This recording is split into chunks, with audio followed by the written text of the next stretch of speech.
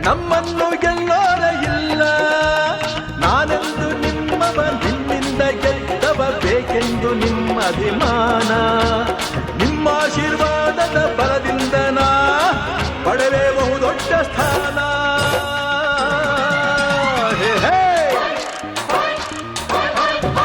ಕನ್ನಡದ ಮಾತು ಚೆನ್ನ, ಕನ್ನಡದ ನೆಲ ಚೆನ್ನ, ಕನ್ನಡಿಗರ ಮನಸ್ಸು ಚಿನ್ನ.